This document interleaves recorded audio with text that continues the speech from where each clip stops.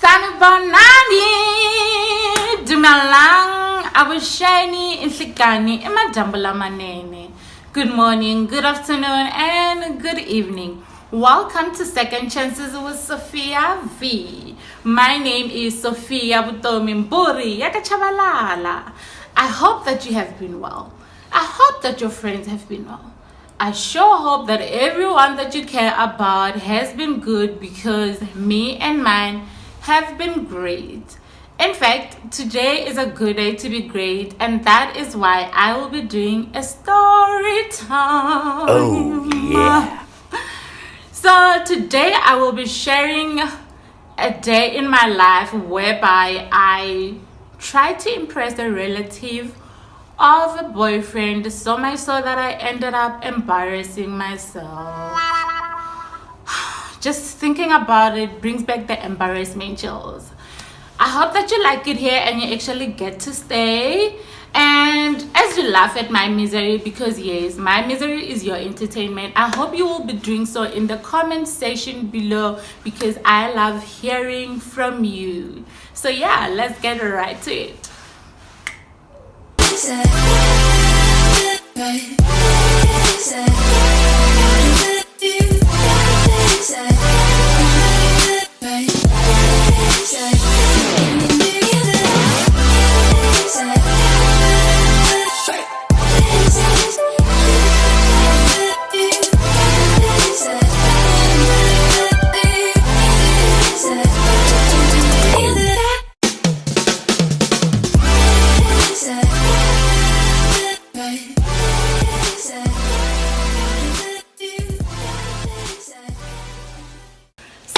Once upon a time in my late teenage years, I was dating a boy, and the baby boy really loved his grandmother. So yeah, in fact, they were actually quite tight, so much so that he used to visit her every now and then. So a few months into us dating, one of these days, I actually tagged along on one of his trips, and he introduced me to his queen. And from the very first day when I went there, they had cooked up a feast for me. And if you have watched my Get to Know Me tag, you will know that my love language is food. If you give me food, you have my heart. And it was exactly like that. The grandmother, she was cool people. The vibe, I love the energy that I got there. So from the very first day, we got on like a house on fire. So I started going there with him time and again, over and over again.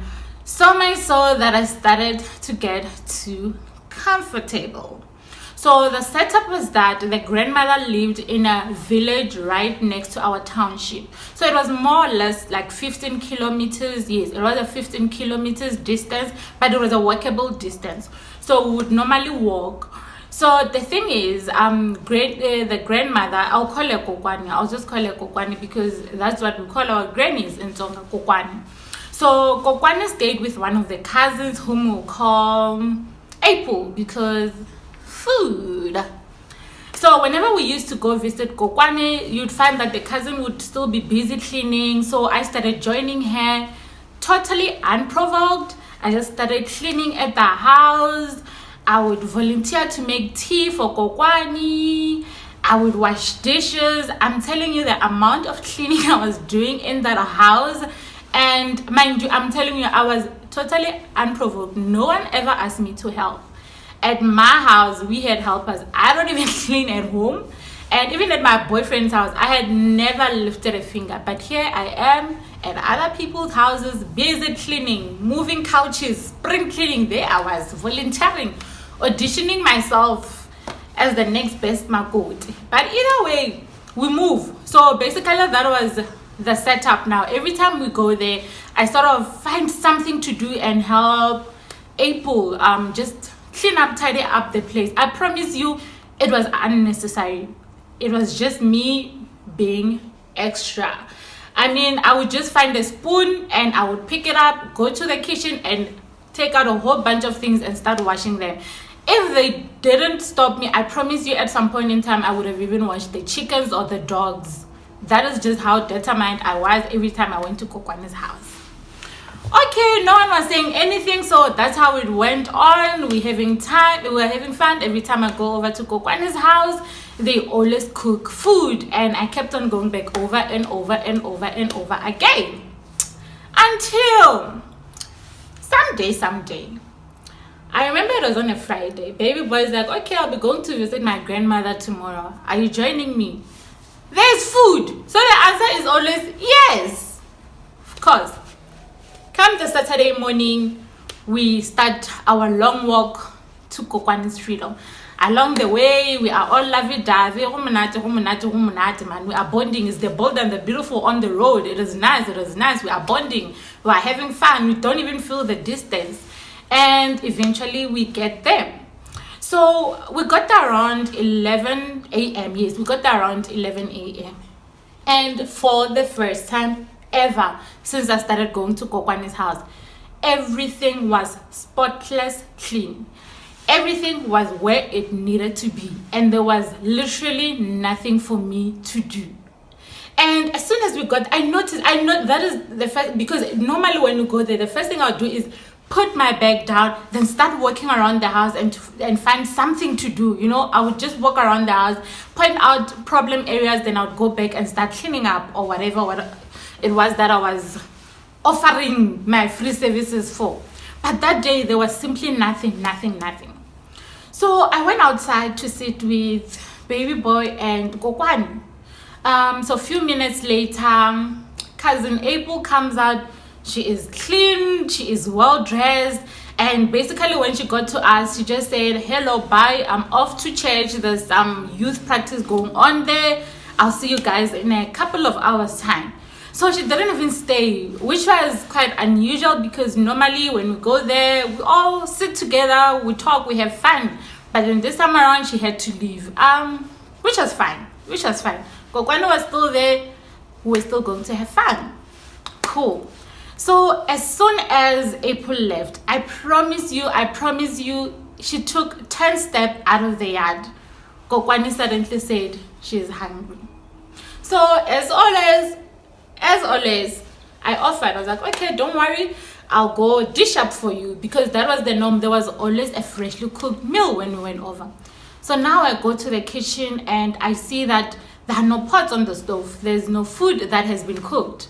So okay, I go back outside. I tell Kokwani, I'm like, okay, no food has been cooked yet, but I saw that the meat that has been taken out, that has been defrosted, and I also saw bread, so I'll make you tea. Then Kokwani was like, no, you don't have to worry, I've already had tea and I've got high blood, low blood, whatever old people problems. She was like, I have whatever problems, I can't be drinking tea more than once a day, and since I've already had tea, I can't have it again. So I was like, oh, okay, that's sad, but oh, okay, yeah, there's no food that has been cooked. So I basically sit down. So we're just talking. It's just Kokwani, baby boy, and I were sitting outside. We are talking. Another 10 minutes goes by, and she's like, ish, I'm really hungry. And April, it takes her practically 30 minutes to walk to the church. They're going to be practicing for an hour. Then it will take another 30 minutes to walk back. And then that's 2 hours. Then she will still have to start cooking. That's going to take forever. So, yeah, I don't know what I'm going to do, because I'm really getting hungry. I can't wait that long. She was just going on and on. And at that point in time, baby boy and I are looking at each other. I'm busy looking at him, and he's busy doing this. And honestly speaking, I honestly thought that was us indirectly communicating, you know. Next thing that comes out of my mouth was, don't worry, Kokwani, we will cook. So let's pause right there. I have mentioned earlier on that at my house we have helpers. I don't lift a finger at home. I've never cooked a single day in my life. The only thing I've ever cooked in my life at this point in time was tea. Yes, I will say tea, because that is the only thing that I had ever made in my life. It was tea, scrambled eggs, and I'm being specific about scrambled because I had never boiled eggs. I had never attempted to boil an egg. So I had only made tea, sandwich, and scrambled eggs. Those are the three things I had ever cooked in my life. And I remember there were so many times whereby my mom had offered to teach me how to cook, but I was like, nah, and I will learn later. I will learn someday, one day, any day, just not now. So at that point in time, when I said we will cook, baby boy can cook. He was basically master chef. So when I said we, what I basically meant was that I will help with the chopping and I will watch baby boy cook. That is what I meant. And that is what I thought the eye communication was all about. You just wanted me to say it. That's what I thought. Going back to the story, as soon as I said we will cook, baby boy turned his head and he looked away from me.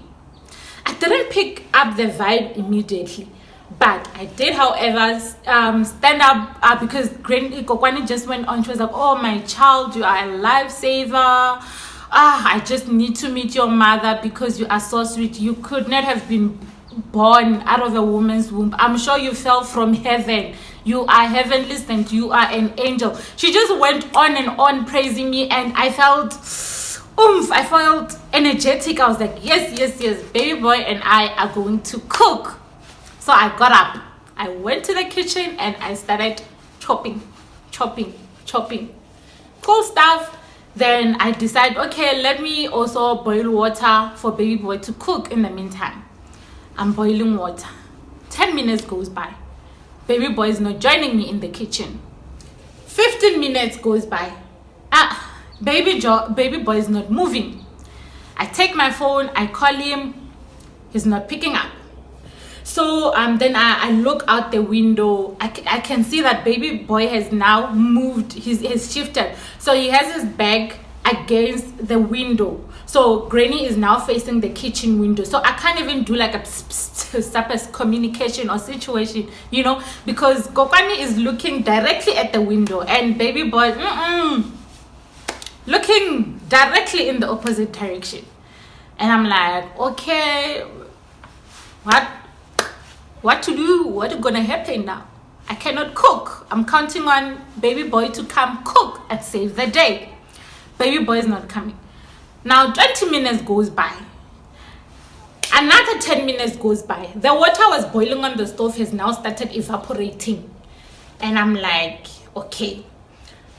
I just went out to where Kokwan and baby boy were. I'm pretending to be searching for something. I'm trying to do the eye communication again with baby boy. Or hey, Pela, kitchen, I need you in there.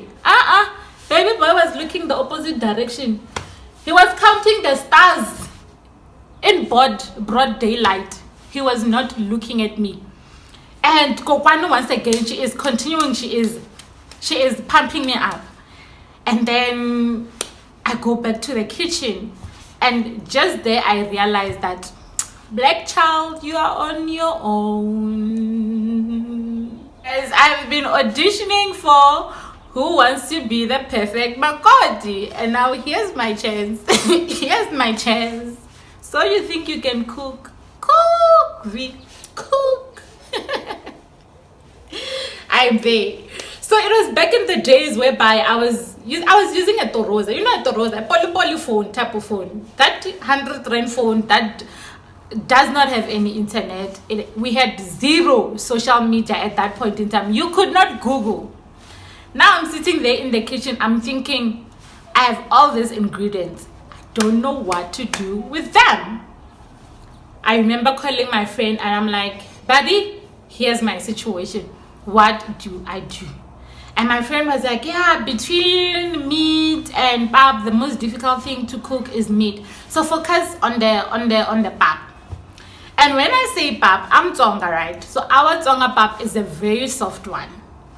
And so my friend is busy. She's hyping me up. She's telling me cooking pap is a two ingredient type of cooking. You can do this. You've got this. It's not that hard.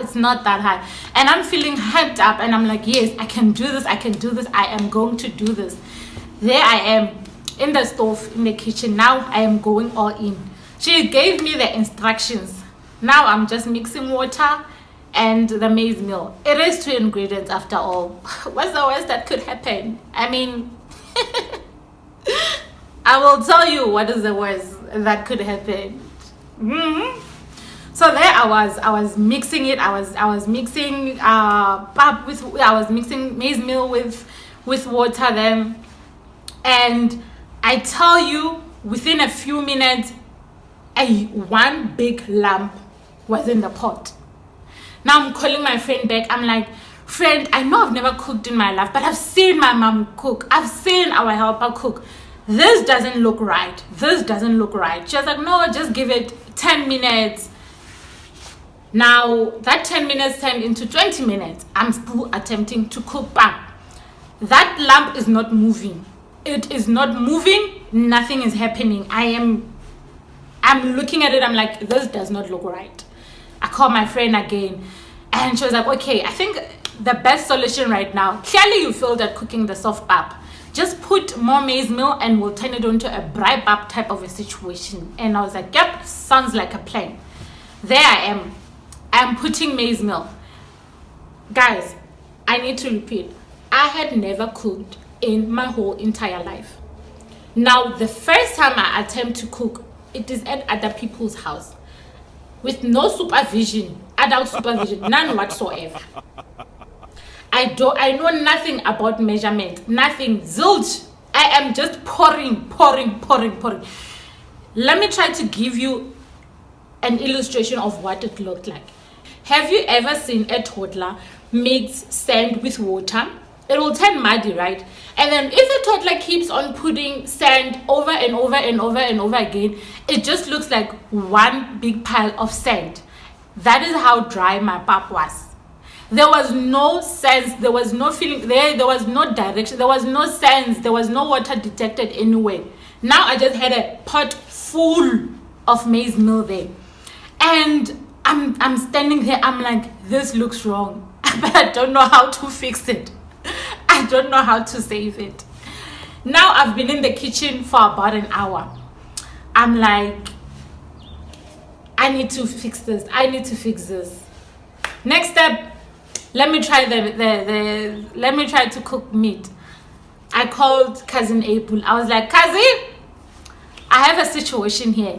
Kokwani asked me to cook for her, and I'm trying to cook for her, but I just wanted to understand, how does she like her meat? How do you normally cook it?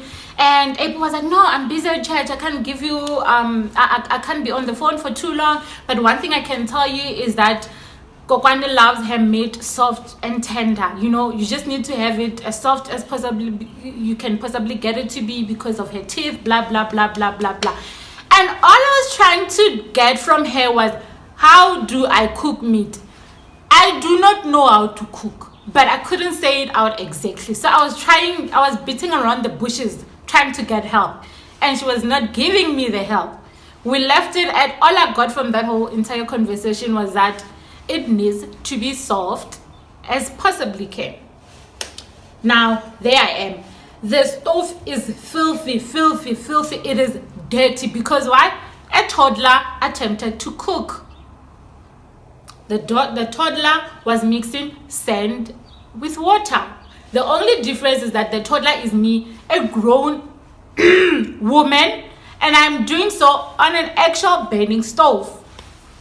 Now, I take the pot. All I heard was, you need to boil it so that you need to cook it so that it's soft. I call my friend. I'm like, how do I cook meat? Now I'm calling a different friend because, wow, the first one failed. It was a failed attempt. I'm calling my friend. I'm like, I have a situation. How do I cook meat? And my friend was like, you know what? Put everything together. Everything that you have chopped with the meat, every spices that you can come across, put. Sounded easy enough. I put the pot on the stove. I filled up the pot with water. I was putting cooking oil, onions, tomatoes, meat, every single spice I could find. At that time, I know nothing about measurements. I'm just putting salt until I could hear their ancestor spirit say, enough, child. That's when I stopped. Just imagine that disaster. I kept on looking out the window. I can see Kokwani and baby boy are laughing. They're having a time of their life. They are talking. And I am sweating in the kitchen. I am sweating and I'm like, I have to get this right. I don't care how, but I'm going to do this. I filled up the pot. Now I am sitting there. Now I've been in the kitchen for about 1.5 hours. I have the pot on the stove. I promise you, I let it boil for another 30 minutes. Because of how much water I had put in that big pot with only 5 pieces of chicken. The water was not going anywhere. The food looked horrible. And now I am panicking. I am sitting. I'm thinking, I've been in the kitchen for 2 hours now. Come on. Come on. They're expecting food at some point in time. I remember saying a little prayer. I'm like, God, please save me this one time. If anything, please wake me up from this dream. And if it's not a dream, please, again. Earth, please open up. Let me go in. Did it open up? Nope. But we move. I still needed to get myself out of the situation. What I did next, oh Lord, I should have just stopped. But no. I came up with a great idea. I remember talking to my friend on the phone and she was like, go find Cousin April. Cousin April can still save the day. And I looked out the window. I could see that those two were distracted. I went around the house, looked for a window that did not have those security butler doors, and out I jumped. I jumped out the window. I literally climbed up the fence, boom, jumped, and I ran. I ran for my dear life. Remember, now we are in a village that I'm not familiar with. I am literally running around asking people, I'm looking for this kind of church. Where can I find it? And people are giving me directions. I am running. At that point in time, as I'm running, I just turned off the stove to the lowest level, which is 1. And I was like, you know what? I will go find Cousin April. She will come and rescue the situation. But I'm not switching off the stove. And I am running around the village looking for a church. After some time, eventually I find the church. And as I got to the gate, I found that the gate was locked. I cried so hard. I remember I just broke down. I was crying like, hey. Heavily, so I was sitting down by the church gate like, God, why is nothing working out for me today? This cannot be happening. And I remember this lady, she stays right next door to the church. She came to me and she asked me what's happening. And I told her, I'm looking for my cousin. There's a family emergency. She said she's going to church practice. And she was like, no, don't worry. On Saturdays, they actually practice at a nearby school. I was like, thank you, thank you. I got up and I was running. I was crying. I was sweating. I was everything messy. I remember I got to that school. I was going from one classroom to another trying to find them, and eventually I stumbled into the one classroom and I found them. There was Cousin April. I had never been so relieved in my life. I remember running to her in my sweat. I was like, help. You can just imagine how terribly I looked, but I did not care.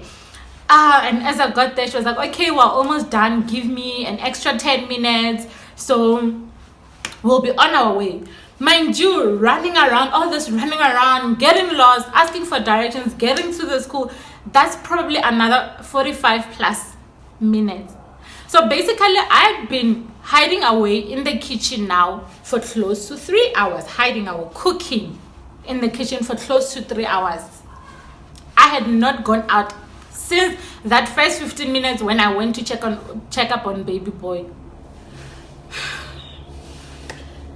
Either way, I go out, I freshen up a bit, I'm trying to gather my thoughts. I'm like, so what's the plan from here?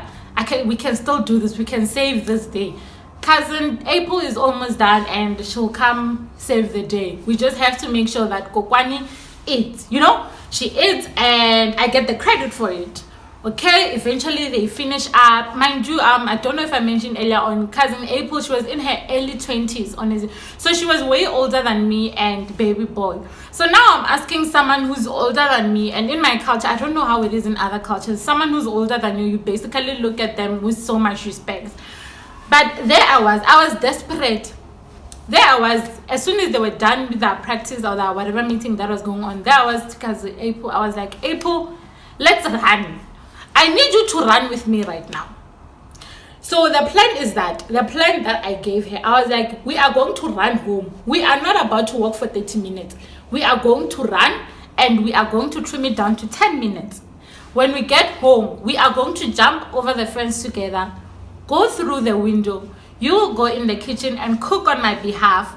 Then you will go out the window again, jump the fence, come around the gate, and I'll get all the glory. And you know what, cousin April did not dispute with me. She did not dispute with me. There we were, running. And obviously we got exhausted. I promise you it took longer than, I think it actually took us 20 minutes to get home, because it had been a long day. So by the time we get there and we're standing by the fence, April is now changing on me. She's like, no, what if I'm still busy helping you in the kitchen and someone actually walks in? How are we going to explain how I got back in the house?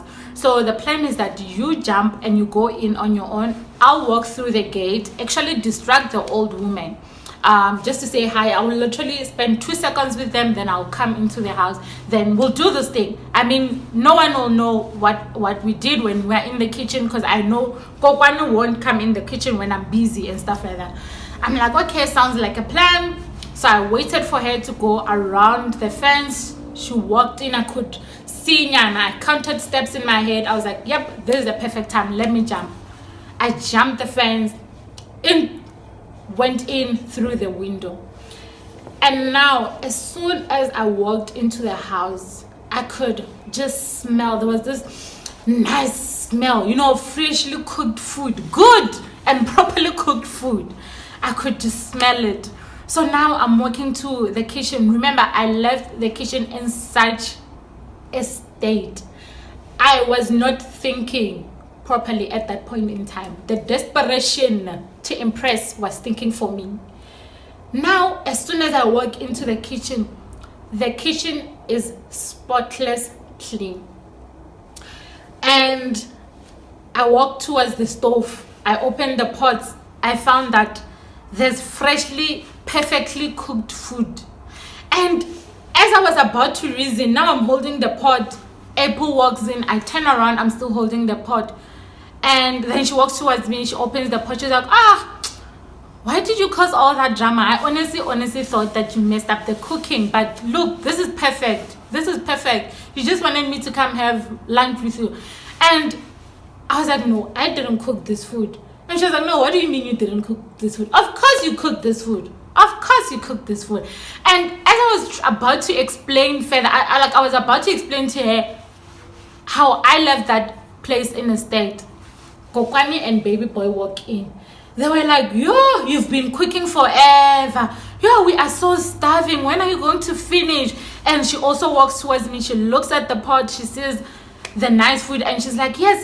She takes the pot and she's like, yes, let's go out and eat. Now everyone is just suddenly jumping up. Baby boy is taking plates, the other one is taking spoons, the other one they're taking pots, and we are going outside. And I'm still shocked, like, what just happened? Either way, we keep it moving. I go outside, I sit with them, we are dishing. I'm telling you, they are praising me. Literally each and every single person sitting there is praising me. I'm busy thinking at the back of my head, this house, there are 3 people. It's Kokwan. Kokwani couldn't have cooked, then come and give me all the praise. Why is she acting funny? Then there's April. April was at church. I was with her. Baby boy is also praising me. He's busy saying, yeah, I'm going to marry you someday. Yo, this food is amazing. Blah, blah, blah, blah, blah. I'm so shocked. I'm so shocked. And I'm busy thinking, who cooked? cleaned up. But then, and because everyone is going on and on, they are praising me. Kokwane is going full blown about wanting to meet my mom and being angels and of being heavenly sent and being an angel. I honestly started convincing myself that maybe, just maybe, if you cook up and you leave chicken on the stove for close to 4 hours, eventually, that's how the food will turn out. Now we are sitting there, we are eating. I'm starting to get comfortable. I'm starting to feel comfortable. I'm like, maybe I did cook this food, eh? Maybe, just maybe, I'm the one who cooked this masterpiece, hey? And I'm already thinking about the next recipe now. Like, oh yeah, cooking is not that hard. I'm getting comfortable because everyone is hyping me up. They're giving me credit, and I'm honestly, genuinely starting to believe that I cooked that food. Maybe just disappearing for another hour or so. The kitchen somehow cleaned itself. I don't know. Nothing was making sense, but I was taking in all the glory. I was taking in all the praises because I am the girl that I think I am. I magically cooked good food after I left one huge lump of maize meal on the stove. Maybe, just maybe, I don't know. Maybe, yeah, maybe it was God saying, yeah, child, I got you. Just maybe. It's the miracle I was praying for. And I was starting to really enjoy the moment. And as we're almost finishing up, right, I could hear like a funny sound, like someone was playing with dishes. There was some movement, and it kept on disturbing me. Honestly speaking, from the moment we sat down, it was like, you know, that sound of cling, cling, cling, cling, cling, cling, cling. Yes, it was like that. I was ignoring it. And now that we're almost done eating and there's like a moment of silence, and my self-esteem is back right now. I'm convinced with whatever lies I told myself and whatever nonsense they were feeding me with. I listened attentively and I could hear, no man, these are pots. There are moving pots outside, right behind the house where we're sitting. Now I finished eating before everyone else and I got up. As I went around the house, tell me why the chickens and the dogs are playing soccer with my pots. Right there,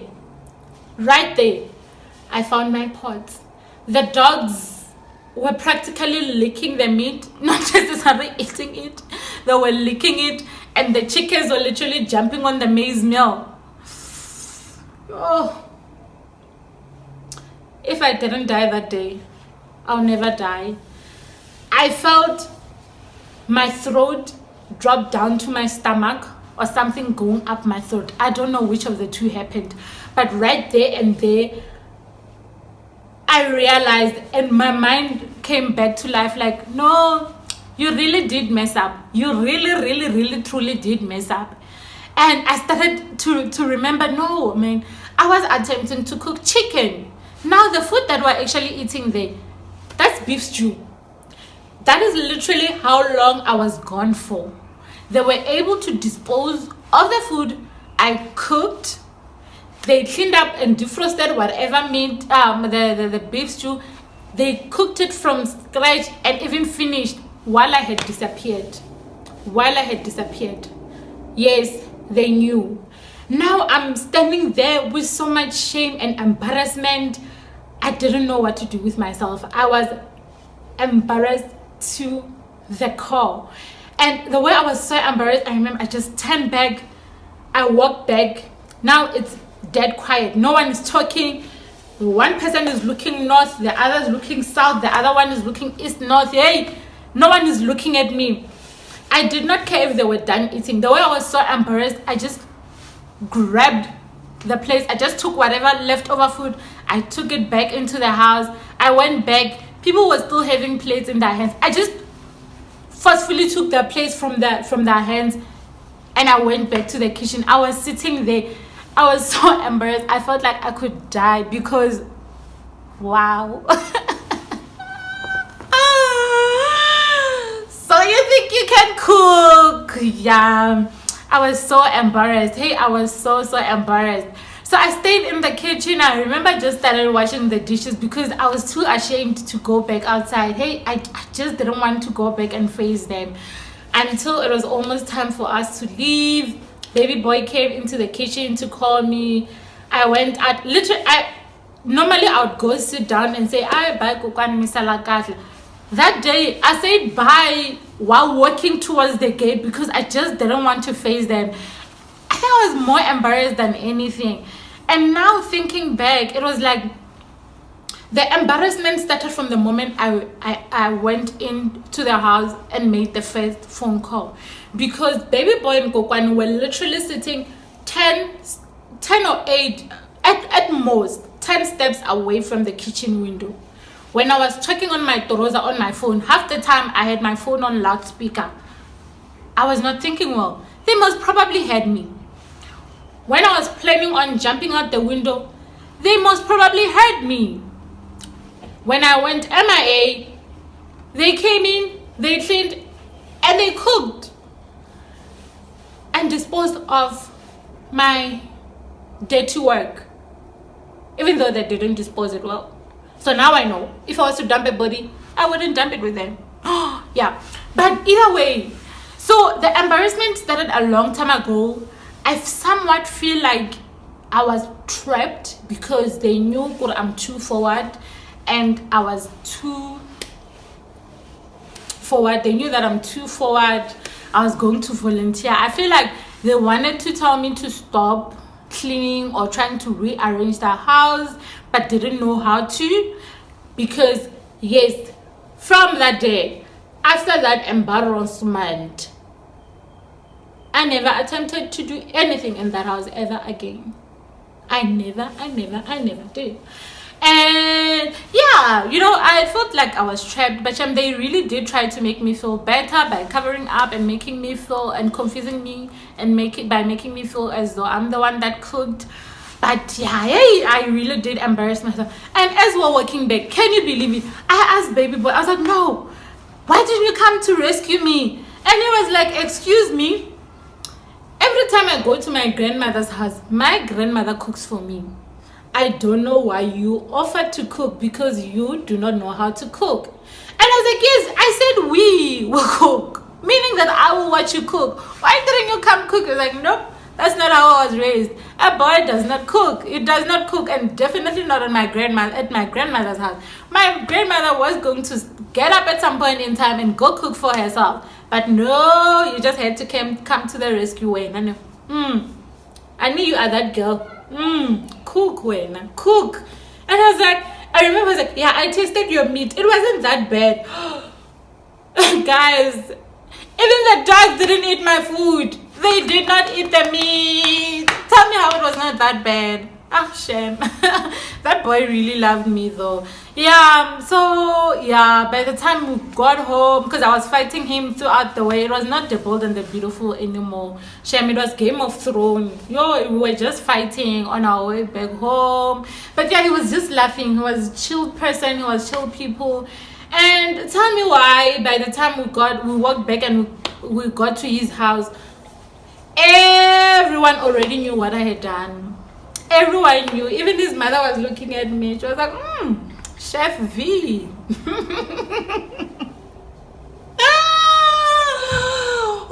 Never in my life. Yeah. So yeah, that's the story of how I embarrassed myself trying to impress my boyfriend's kokwani. I totally got myself into that situation.